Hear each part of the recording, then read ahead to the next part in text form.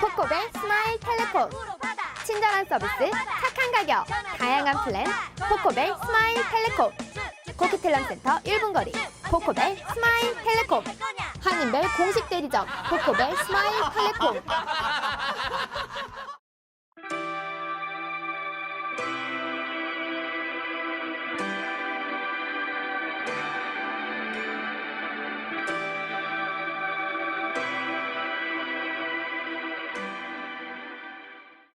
2014년 새해가 시작되었습니다.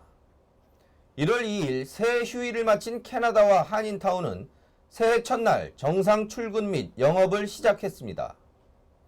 민경진 기자가 새해 첫날 표정을 취재했습니다.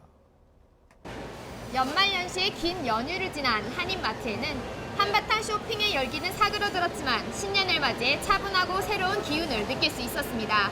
이곳 한남마트에는 싱싱한 생선과 해산물 그리고 싱싱한 야채와 과일 등 다양한 상품이 한인들의 새해를 맞이한 새 기분을 맞추려 준비되어 있습니다. 작년 한 해 한남 슈퍼를 찾아주신 고객 여러분 진심으로 감사드립니다. 새해 복 많이 받으십시오. 한남 슈퍼의 야채부에서는 항상 신선한 야채와 과일을 준비하고 있으니 올해도 많이 이용 부탁드립니다. 새해 복 많이 받으세요. 온 가족이 건강하시고 그리고 서로 사랑을 한다면 그 이상 더 좋을 게 뭐 있겠습니까? 이 좋은 공기 맑고 모든 게 잘 갖춰진 캐나다에서 돈은 그 다음이요, 배움도 그 다음이요, 건강과 사랑이 제일 으뜸이니. 네, 안녕하세요. 올리브 베이커리 윤은이라고 하는데요. 저희가 벌써 오픈한 지 14년이 넘어서 이제 15년째 하고 있는데요. 저희 어머님, 아버님이 하시다가 이제 저랑 저희 남편 수민이라고 있는데 같이 하게 됐거든요. 이제 맡아서 할 거니까 이제 젊은 분들도 뭐 좋아하시는 케이크나 빵 같은 거 더더욱 개발하고 그럴 거니까 많이들 찾아주세요. 그리고 새해 복 많이 받으세요. 감사합니다. 제가 한국에서 제일 좋아하던 스파이 독이라는 책을 받고 싶어요. 새해 복 많이 받으세요. 2013년 한 해 동안 한남을 사랑해 주신 고객 여러분들께 진심으로 감사드립니다. 새해에도 저희 한남은 더욱 노력하여 즐거운 쇼핑이 되도록 하겠습니다. 새해 복 많이 받으십시오. 감사합니다. 새해 첫날 만난 모든 이들은 일상으로 돌아왔지만 해가 바뀐 만큼 모두의 마음가짐은 새롭습니다. 이곳 한남마트 외에도 한국 교민들이 운영하는 사업체 한 해 내내 기쁨과 풍요로운 한 해가 되었으면 합니다. 1일 새해를 맞아 전 세계에서 다채로운 새해맞이 행사가 열렸습니다. 세계 238개국 중 가장 먼저 새해를 맞은 나라는 뉴질랜드 등 남태평양 라인 제도 국가입니다. 인접한 호주의 새해맞이 행사부터 보도해드리겠습니다. 1월 1일 캐나다보다 13시간 일찍 새해를 맞은 호주 시드니에서는 명물인 하버브리지와 오페라하우스를 중심으로 7톤에 달하는 엄청난 불꽃이 하늘을 수놓았습니다. 특히 이날 오페라하우스 인근에는 새해 불꽃놀이를 보기 위해 몰린 관광객이 170만 명에 달했습니다. 아랍에미레이트 두바이에선 해안가 100km 길이에 늘어선 400곳에서 4만 개의 폭죽을 쏘는 세계 최대 불꽃놀이로 기네스북에 도전했습니다. 뉴욕 타임스 스퀘어에서는 전광판 꼭대기에서 지름 3.7m 크리스털 공이 내려와 새해 시작을 알리는 볼 드롭 행사가 열렸습니다. 타임스 스퀘어에 모인 사람들이 자전거 6대의 페달을 밟아 생산한 전기로 공에 장착된 32,000개의 LED 등을 밝혔습니다.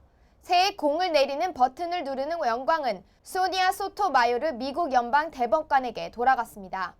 남아공 케이프타운에서는 별세한 넬슨 만델라 전 대통령을 기려 생전 모습이 시청 외벽에 투사됐습니다.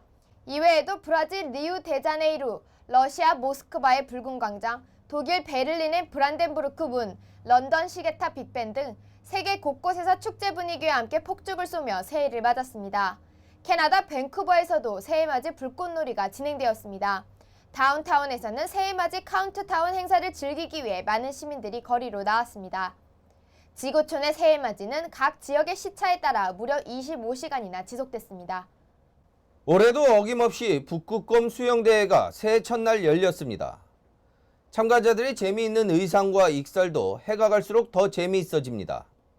1월 1일 캐나다 밴쿠버 잉글리시 베이에서는 제94회 신년맞이 북극곰 수영대회가 1천여 명 이상 참가한 가운데 열렸습니다. 해마다 1월 1일 새해 첫날 물속으로 뛰어드는 이 행사는 포근한 날씨에 캐나다 서부는 물론 매서운 겨울 날씨를 보이는 동부 대서양 연안에서도 열립니다. 동부의 참가자들은 영하의 노바스코샤 노스 시드니 해변가와 얼음으로 뒤덮인 온타리오 호수로도 뛰어들었습니다. 캐나다뿐만 아니라 전 세계에서 이 같은 행사가 펼쳐지는데요. 수백 명의 사람들이 차가운 호수나 바다에 뛰어들며 새해를 축하하는 폴라 베어 딥, 즉 북극곰 수영 행사라는 점에서 모두가 같습니다. 주최 측은 참가자들에게 소정의 참가비를 받는데 이 참가비는 불우이웃과 지구촌 각지의 어려운 이웃을 위해 쓰여진다고 합니다. 추위도 이기고 국내외의 불우이웃을 돕기 위해 차가운 호수로 뛰어드는 폴라 베어 딥 행사, 참가자 모두에게 뜻깊은 새해가 될 것 같습니다. 한 가지 아쉬운 점은 BC주에서는 참가자 한 명이 사망하는 불상사가 발생해 새해맞이 전통이 비극으로 끝났다고 전했습니다. 이 신원불명의 30대 남자의 사망 원인은 아직 확인되지 않고 있습니다. 세계적인 철도 차량 및 항공기 제작업체인 캐나다의 봄바디어가 항공기 38대를 약 22억 달러에 수주했다고 31일 밝혔습니다. 이렇게 잘 나가는 봄바디어가 미래의 각종 탈 것 제품의 컨셉 디자인을 공개해 눈길을 끌고 있습니다. 새해를 맞아 캐나다 산업이 최고 기업 봄바디어가 미래 기술에 대한 기대감을 더욱 높이고 있습니다. 1월 1일 미국 시넷은 캐나다의 봄바디어가 공개한 전기 자동차, 우주선, 트럭, 스노모빌 등의 컨셉 디자인을 공개했습니다. 봄바디어는 항공 우주 분야는 물론 열차와 트럭, 궤도 차량 등을 생산하는 업체로 한국 내 경전철 등에도 제품을 공급한 바 있습니다. 우선 선보인 제품은 바퀴 8개 달린 연료 전지 무인 트럭 오버드라이브입니다. 2개의 수소연료 전지를 장착해 500에서 1000마력의 엔진 출력을 보이며 좁은 공간에서도 자유자재로 움직일 수 있다고 합니다. 8개의 독립적인 화물 적재 공간과 스마트폰으로 잠금 열림 설정이 가능합니다. 외관 디자인이 마치 로봇 같은 느낌을 주는 점이 눈길을 끌고 있습니다. 2인승 우주 왕복선 스페이스 크로스는 우주 공간에서 우주 비행사가 거주부터 이동 수단으로까지 쓸 수 있습니다. 캐나다는 미국과 함께 우주 공간에서 장시간 체류하는 우주인들을 배출하고 있으며 항공 우주 기술 개발에 힘쓰고 있습니다. 전기 자동차인 스프리사이클은 2대의 오토바이를 하나로 합친 디자인입니다. 각각의 오토바이는 30kW의 출력을 보이며 각각 독립적으로 움직일 수도 있고 합쳐서 한 대처럼 움직일 수도 있습니다. 극지방이나 산악지역에서 사용된 스노모빌 모토베건도 더 단순화된 외관 디자인과 더불어 외계 행성에서도 사용 가능한 가능성을 염두에 뒀습니다. 총 3개의 좌석과 오르막 내리막 차이를 감지하는 센서를 장착해 자동으로 기어가 변환된다고 합니다. 마지막으로 선보인 제품은 무인운전 캠핑카 나이트카입니다. 자동으로 운전되기 때문에 침대에서 편안하게 잠을 청하면 되는 새로운 개념의 자동차입니다. 북미 대륙의 장거리 여행에서 유용할 것으로 보입니다. 와이파이 등 무선 네트워크 지원으로 인포테인먼트를 즐기기에도 편리하고 500마일까지 운행이 가능한 전기 배터리를 장착해 장거리 이동에도 무리가 없다고 봄바디어 측은 설명하고 있습니다. 2014년 새 캐나다 연방정부는 예산 집행에 있어서 긴축 재정을 지속해 연방 재정 적자 해소에 주력할 것 같습니다. 연방정부의 이 같은 행보는 2015년 연방 총선을 의식한 것으로 정치와 경제 전문가들은 분석하고 있습니다. 2월 초 공개될 예정인 2014년 연방정부 예산은 보수당 정부가 지금까지 진행해온 연방 재정 적자 해소에 집중된 정책적 전략을 그대로 유지하는 긴축 재정으로 예상되고 있습니다. 이는 2015년 연방 총선의 재정 적자 해소와 경제가 주요 이슈로 떠오를 것으로 보고 있는 연방 보수당의 전략이기도 합니다. 짐 플레어티 연방 재무장관은 30일 야당 연방 의원들에게 새해 예산안에 관한 제안들을 제출하도록 알리는 서신을 통해 야당 의원들이 제시하는 제안안들을 연방 재정에 추가 지출을 요구하지 않는 사안으로 제안한다고 명백히 밝혔습니다. 플레어티 장관은 유권자들의 환심을 사기 위한 선심성 지출이나 예산안 발표는 없을 것이라며 새해에도 정부 재정 적자 해소에 초점을 맞춘 긴축 정책 입장을 확고히 했습니다. 이런 모습은 2015년 총선을 앞둔 연방 보수당이 재정 적자 해소를 최대의 선결 과제로 정하고 있기 때문입니다. 지난 2011년 총선 캠페인 당시 스티븐 하퍼 수상은 재정 적자를 다음 총선 전까지 해결하겠다고 공약했었습니다. 하지만 크랙 알렉산더 TD은행 경제 전문가는 2014년도의 긴축 예산이 연방 보수당 정부의 재집권을 위한 정치적인 실적을 쌓기 위한 것이라고 비난했습니다. 그는 불황을 타개하기 위해서는 막 기지개를 켜는 캐나다 경제를 부양하기 위해 정부 지출을 늘려야 하는 현 상황을 무시한 처사라고 말했습니다. 지난해 말 CTV와 립소스 리드의 여론조사에 따르면 캐나다의 보수당 정부가 잘하고 있느냐는 여론조사에서 60%의 응답자가 잘 못하고 있다고 응답했습니다.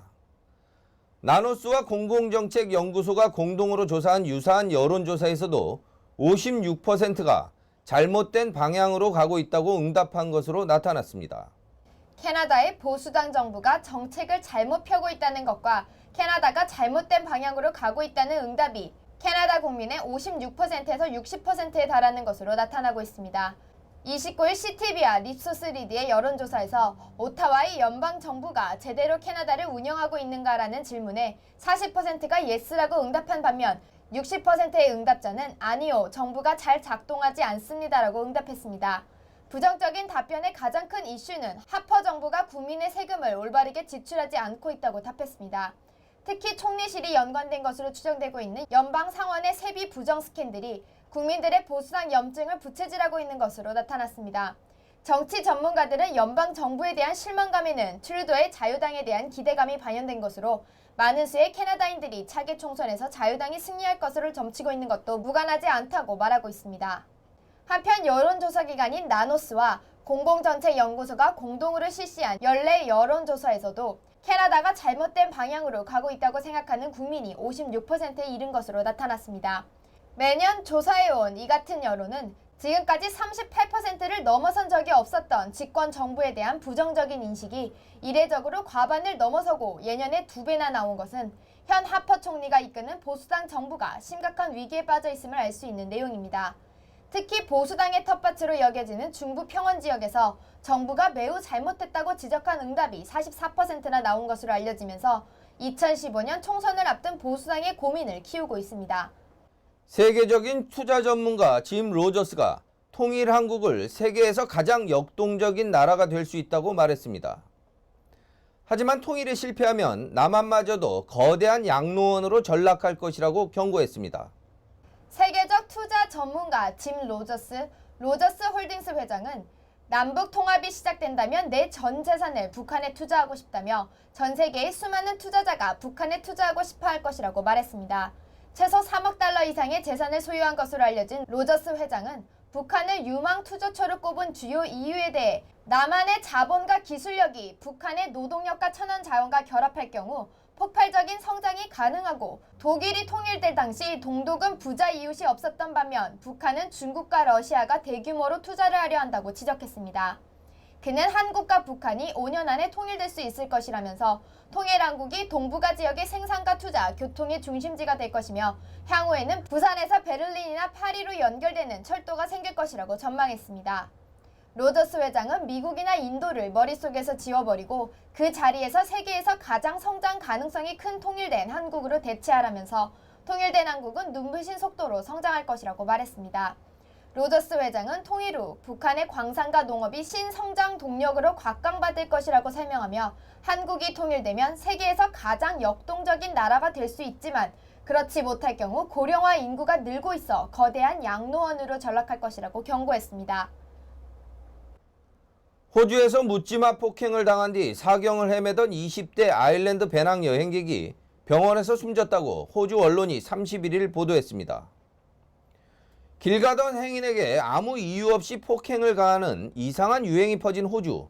관련 영상을 보면 심각한 상황임을 알 수 있습니다. 지난 17일 오전 묻지마 폭행을 당해 머리를 크게 다쳤던 아일랜드 배낭 여행객 토머스 제이 키니가 왕립 퍼스 병원에서 30일 오전 끝내 숨졌습니다.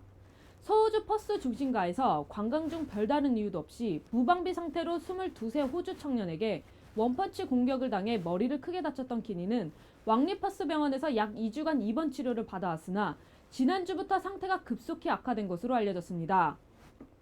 현지 경찰 관계자는 키니의 시신을 부검할 예정이며 결과에 따라 가해자에게 계획된 살인죄로 기소할 수 있음을 밝혔습니다.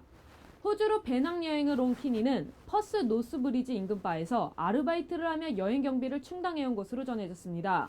최근 호주에서는 멀쩡히 길 가는 행인을 별다른 이유도 없이 폭행해 목숨을 위협하는 이른바 묻지마 폭행 사건이 유행처럼 번지면서 심각한 사회 문제가 되고 있습니다. 지난 28일에는 뉴사우스웨일스주 북부 해안도시 콥스하버에서 영국 배낭여행객이 호주 10대에게 머리를 가격당해 의식을 잃은 뒤 병원으로 실려갔으며 지난달에는 브리즈번에서 워킹홀리데이 프로그램에 참가하던 한국 여대생 반모 씨가 묻지마 살인의 희생양이 됐습니다. 캐나다 정부는 최근 시드니를 위시한 호주 주요 도시 관광지에서 음주로 촉발된 폭행 사건 등 각종 범죄 발생 빈도가 높아지고 있다며 호주를 방문하는 자국민에게 각별한 주의를 당부하기도 했습니다. 세계 각지의 중국의 부자들이 각종 부동산을 사들여온 것은 어제 오늘 일이 아닙니다. 이들이 부동산 투자가 현지 부동산 시장에서 나름대로는 큰 역할을 해온 것도 사실입니다. 캐나다의 서부 BC주는 주요 부동산에서 중국의 큰손들이 개입하면서 부동산 경기에 중요한 영향을 미치기도 했는데요. 최근 중국 공산당 정부가 해외로 빼돌려지는 자본을 막기 위해 각 개인들의 해외 금융자산과 부채 상황을 신고하도록 하면서 이러한 상황은 종료될 것 같습니다.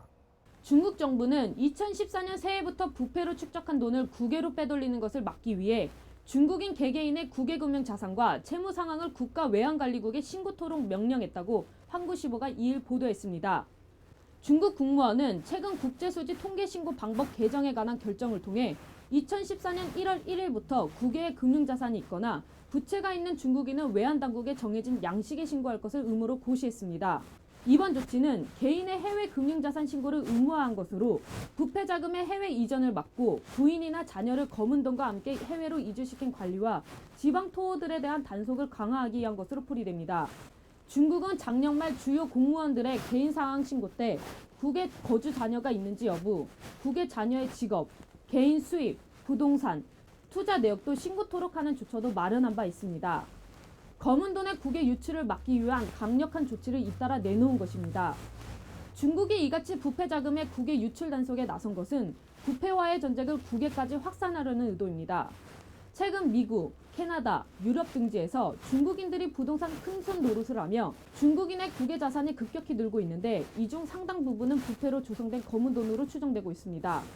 중국 당국이 검은 돈으로 마련한 국외 자산을 적극적으로 환수하겠다는 의지를 보이고 있지만 중국인들의 국외 자산 도피는 광범위하게 오래 기간 동안 이뤄지고 있어 이번 조치가 얼마나 실효를 거둘지는 지켜봐야 할 것 같습니다. 한국의 네일 전문 기업 쌍방울이 토론토 1호점에 이어 위니펙의 캐나다 2호점을 오픈했다고 2일 밝혔습니다. 새로 오픈한 지점은 캐나다 위니펙 지역에 위치한 로드샵으로 캐나다 네일 시장 개척 발판이 될 것이라는 게 쌍방울 측의 설명입니다. 점포 내에는 트라이 네일을 비롯해 키즈웨어 크리켓, 20대 란제리 N스타일, 30대에서 40대 란제리 샤빌 등으로 구성됐습니다. 특히 중부 지역이 영하 30도로 내려가는 지역인 만큼 히트업 등 다양하고 차별화된 겨울철 네일 판매에 주력할 계획이라고 합니다. 향후 쌍방울은 캐나다 토론토 1호점과 위니펙 2호점에 이어 토론토 3호점, 오타와 4호점, 캘거리 5호점을 오픈할 예정입니다. 기온이 따뜻한 서부 지역의 지점은 아직 계획이 발표되지 않고 있습니다. 중국이 일본의 핵무장 가능성을 우려하면서 일본의 핵무기 생산 능력이 미국과 맞먹는 수준이라고 평가했습니다. 1일 중국군 기관지인 해방공보는 2014년 세계 핵무기 형세 분석이라는 제목의 기사를 통해 이같이 주장했습니다.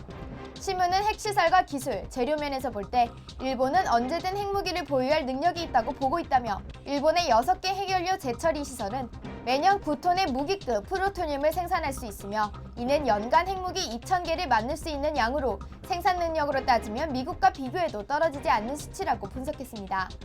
이번 기사는 중국이 일본은 핵무기를 가지고 있지 않지만 충분한 잠재력이 있는 국가임을 상기시키며 과거사를 부정하는 일본의 도덕적 기반을 흔들고 국제 왕따 위치를 굳히게 하기 위한 행보로 풀이되고 있습니다. 한국의 쌍용건설이 지난달 30일 기업회생 절차 법정 관리를 신청함에 따라 총 1,400여 개의 하도급 업체들이 줄도산 위기에 처했다고 합니다. 채권단으로부터 자금 지원이 끊기면서 쌍용건설이 이달 말까지 지급해야 할 하도급 업체들의 결제 대금이 지급되지 않고 있기 때문이라고 합니다. 이일 한국의 건설업계에 따르면 쌍용건설은 지난달 말 만기 도래한 어음이 1,800억 원에 달하는 것으로 알려졌습니다.